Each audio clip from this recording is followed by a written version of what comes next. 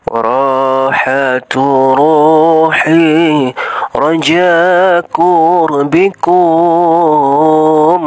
وأزمي وقصدي إليكم دوام وراحة روحي رجاء قربكم وأزمي وقصدي إليكم دوام. أستغفر الله العظيم للمسلمين والmuslimat. A'udzubillahi minasyaitonirrajim. Bismillahirrahmanirrahim. Assalamualaikum warahmatullahi. Puji syukur kita panjatkan kehadiran Allah Subhanahu wa taala karena hingga sampai saat ini, sampai detik ini, Allah Subhanahu wa taala begitu banyak memberikan kepada kita nikmat, terkhusus nikmat iman serta nikmat Islam. Maka tak lupalah kita untuk senantiasa mengingatkan hati kita, mengingatkan diri kita untuk senantiasa bersyukur kepada Allah Subhanahu wa taala dengan ucapan alhamdulillah ya Allah. Salawat serta salam tak lupa juga kita haturkan kepada baginda Rasulullah sallallahu alaihi wasallam. Semoga kiranya nanti Allah Subhanahu wa taala meridai atas diri kita, mengampunkan dosa kita, dan baginda Rasulullah sallallahu alaihi wasallam berkenan memberikan syafaatnya kepada kita nanti di yaumil akhir.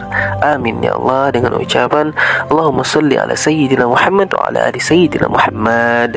Dan ingatkan hati kita selalu untuk senantiasa bermunajat kepada Allah Subhanahu wa taala, terkhusus mendoakan kedua orang tua kita.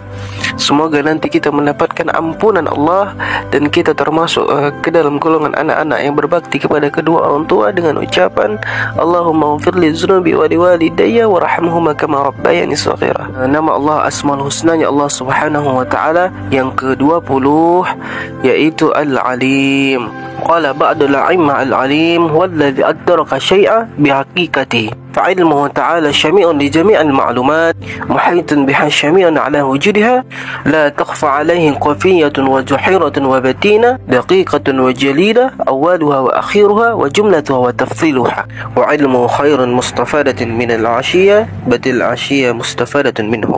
Berkata sebagian ulama, Al-Alim itu artinya yang maha mengetahui segala sesuatu dengan yang sebenar-benarnya. Maka ilmu Allah Ta'ala itu mencakup bagi seluruh yang maklum, baik yang baharu maupun yang qadim. Muhitun biha, meliputi ilmu Allah Subhanahu wa Ta'ala itu dengan segala sesuatu. Syabikun ala wujudiha, dan ilmu Allah Subhanahu wa Ta'ala itu mendahului atas adanya sesuatu. Al-Alim maknanya Dia maha tahu atas sesuatu dan maha tahu dengan sebelum adanya sesuatu itu. Tidak ada yang tersembunyi atas Al-Alim oleh sesuatu yang tersembunyi, yang zahir maupun yang batin, yang kecil yang besar, awal akhir, secara jumlah, secara rinci diketahui sepenuhnya oleh Allah Subhanahu wa taala yang bernama Al-Alim ini. Dan tahunya Allah Subhanahu wa taala dengan nama Al-Alim ini tanpa adanya perantara, tanpa mendapatkan informasi dari siapapun juga. Maka berbedalah dengan kita, ini hanya makhluk. Secara ringkas biasa kita terjemahkan Al-Alimnya Allah Subhanahu wa taala dengan yang maha mengetahui. Qala Allah taala pada surah Al-Mujadil ayat 7, A'udzubillahi minasyaitonir rajim. Bismillahirrahmanirrahim. Alam tara anna Allah ya'lamu ma fis samawati wa ma fil ardi ma yakuna min najwa thalathatin illa huwa rabi'uhum wa la khamsatin illa huwa thalithuhum wa la adna min zalika wa la akthara illa huwa ma'ahum aina ma kanu thumma yunabbihum bima 'amilu yawmal qiyamah innallaha bikulli syai'in 'alim. Apakah engkau tidak tahu bahwa Allah Subhanahu wa taala itu mengetahui dengan sesuatu yang ada di 7 lapisan langit, mengetahui dengan yang ada di bumi, baik di permukaan bumi maupun yang ada di dalam bumi. Tidak ada 2 orang, 3 orang selebihnya berbisik melainkan Allah Subhanahu wa taala mengetahui. Karena Allah Subhanahu wa taala ialah Al-Muhaimin yang maha mengawasi dan Al-Alim yang maha mengetahui. Dan Allah akan mengabarkan kepada mereka apa yang telah mereka lakukan pada hari kiamat nanti. Qala Allah Ta'ala pada surah Al-Ghafir ayat 19, A'udzubillahi minasyaitonir rajim. Bismillahirrahmanirrahim. Ya'lamu khabi'atul a'yuni wa ma tukhfis sudur. Allah mengetahui khianat mata dan apa-apa yang tersembunyi tersimpan di dalam hati kita. Dan bukan sekadar tahu, di akhirat nanti Allah akan memberitahukan kepada kita baik secara zahir maupun yang batin. Wa qala Allah Subhanahu wa ta'ala pada surah Al-Luqman ayat 34, A'udzubillahi minasyaitonir rajim. Bismillahirrahmanirrahim. Innallaha 'indahu 'ilmus sa'ah wa yunazzilul khayt wa ya'lamu ma fil arham wa ma tajri an-nafsum madza taqsibu khadha wa ma tajri an-nafsum bi ayyi ardi tamut. Innallaha 'alimun khabir. Baginda Rasulullah sallallahu alaihi wasallam bersabda menjelaskan tentang firman Allah tadi. Ada 5 yang tidak diketahui oleh siapapun, baik malaikat, nabi, siapapun tidak tahu apa-apa yang 5 ini kalau tidak diberitahu oleh Allah Subhanahu wa taala. Yang pertama, la ya'lamu ma fi ghadin illallah. Kita tidak tahu apa yang akan terjadi besok kecuali hanya Allah Subhanahu wa taala. Contohnya, apakah besok itu hari keberuntungan? Apakah besok itu hari kerugian? Apakah besok itu kita banyak taat kepada Allah Subhanahu wa taala? Apakah besok itu kita banyak maksiat kepada Allah? Apakah besok akan turun bala daripada Allah? Apakah besok akan kita mendapatkan rahmat dan nikmat Allah Subhanahu wa taala? Karena semua itu hanya Allah Subhanahu wa taala yang bernama Al-Alim ini yang mengetahui. Dan kemudian yang kedua, wala yaqlamu la targidul arham illallah. Tidak tahu apa yang dikandung dalam rahim itu kecuali Allah. Dalam rahim ibu, apakah ini laki-laki atau perempuan, atau nantinya menjadi orang kaya atau orang susah, atau jadi orang alim atau jadi orang jahil, atau ini orang jadi ahli surga atau jadi ahli neraka. Semua itu tidak ada yang tahu selain Allah Subhanahu wa taala. Kecanggihan teknologi paling-paling tahu di dalam rahim itu perihal laki-laki atau perempuan. Itu pun ada batasnya. Di USG seperti umur sekian kandungan baru diketahui. Itu pun masih kira-kira. Yang ketiga, wala ya'lamu minal madari illallah. Tidak tahu kapan hujan itu kecuali hanya Allah Subhanahu wa taala. Kalaupun tahu kita hujan, itu pun kira-kira. Dan siapa yang bisa mengira berapa jumlah air yang diturunkan kepada kita? Nah, itu cuma Al-Alim, ya Allah Subhanahu wa taala yang mengetahui. Kemudian yang keempat, wala tadri nafsun bi ayyi ardi tamut. Tidak tahu seseorang itu di mana matinya. Nah, kita tidak tahu perihal demikian. Walaupun kita sudah persiapkan, sudah sediakan, tetap saja.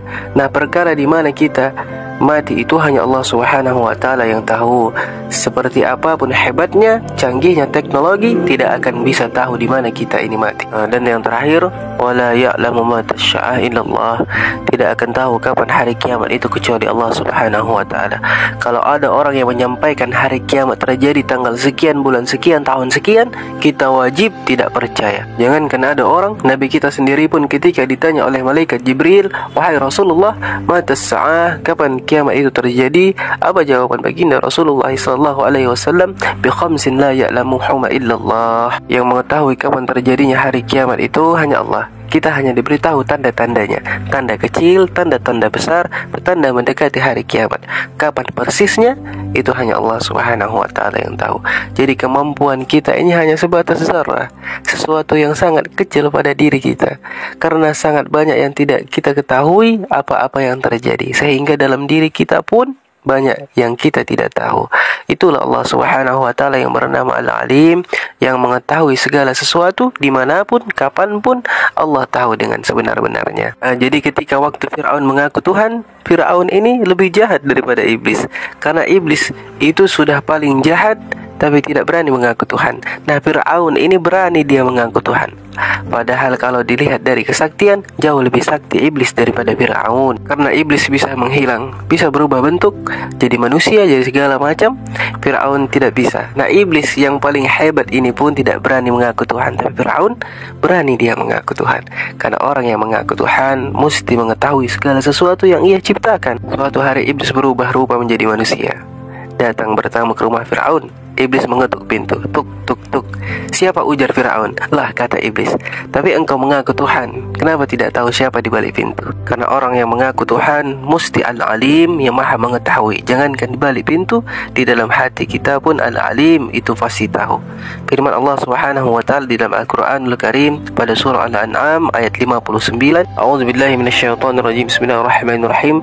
Wa ya'lamu ma fil barri wal bahri wa ma tasqutu min waraqatin illa ya'lamuha wala habbatin fi zulumatil ardi wala radbin wala yabisin illa fi kitabim mubin. Sangat banyak di dalam Al-Qur'anul Karim yang mengisahkan tentang pengetahuannya Allah Subhanahu wa taala. Wa ya'lamu ma fil bahri wal bahr.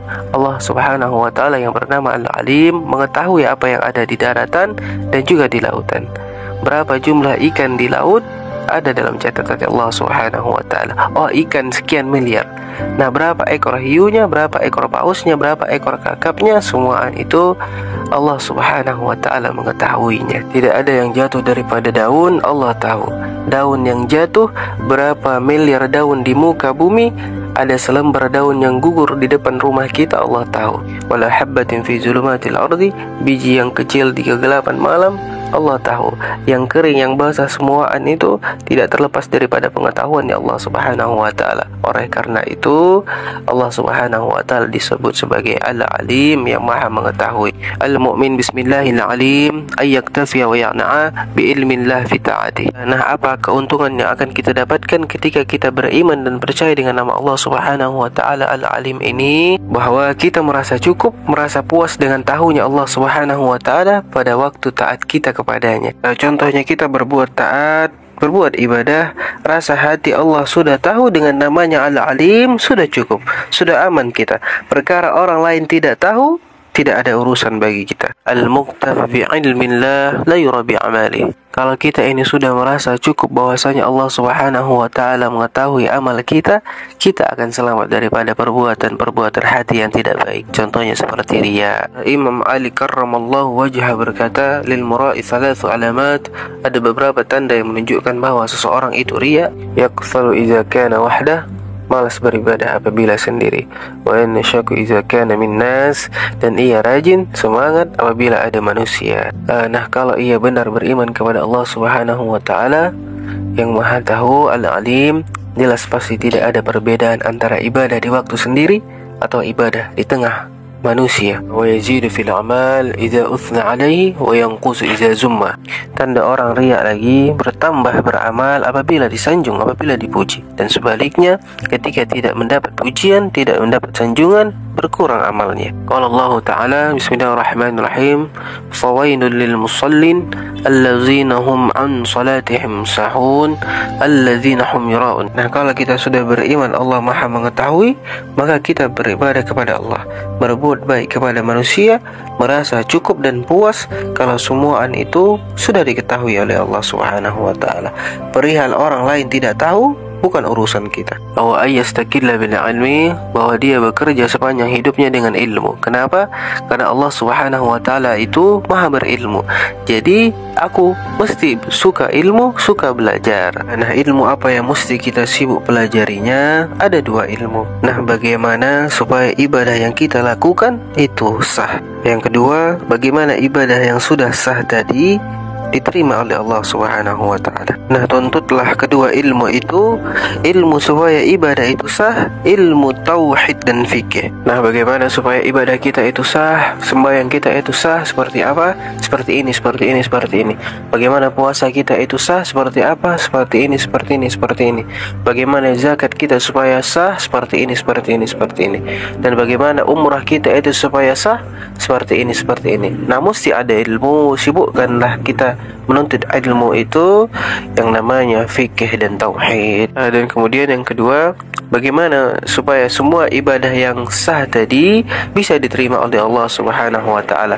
Nah, itu butuh satu ilmu yang namanya tasawuf. Utlubul ilma minal mahdi ilal lahdi, tuntutlah ilmu mulai kecil sampai mati. Qala Rasulullah, uqdu aliman aw muta'alliman aw mustami'an aw muhibban wa lam takun khamisan fatahlik, rawahu Bazzar. Baginda Rasulullah sallallahu alaihi wasallam menyuruh, jadilah engkau wahai umatku orang yang alim. Artinya mengetahui bagaimana ibadah itu sah, dan kemudian ibadah yang sah tadi bagaimana supaya diterima oleh Allah Subhanahu wa ta'ala. Kalau tidak bisa menjadi orang alim, jadi penuntut ilmu. Tidak bisa juga menjadi penuntut ilmu, mendengarkan ilmu. Tidak bisa juga lagi karena keterbatasan, maka menjadi pecinta atau mendukung ilmu. Karena semuaan itu adalah sahamnya ilmu. Maka janganlah engkau menjadi orang yang kelima, kata baginda Rasulullah SAW. Nah, apa itu? Jadi orang alim tidak, menuntut ilmu tidak, mendengarkan ilmu pun tidak, menjadi pecinta atau mendukung orang-orang yang mengajarkan ilmu pun tidak. Hidupnya hanya sibuk dengan urusan-urusan dunia yang dikhawatirkan, kata baginda Rasulullah SAW, untuk orang yang ini ialah fatahlik, akan binasa. Subhanallah. Mudah-mudahan Allah Subhanahu wa taala memberikan kita semua hidayah dan taufik sehingga kita bisa rajin untuk menuntut ilmu dan terhindar daripada perbuatan-perbuatan yang tidak baik. Amin ya Allah.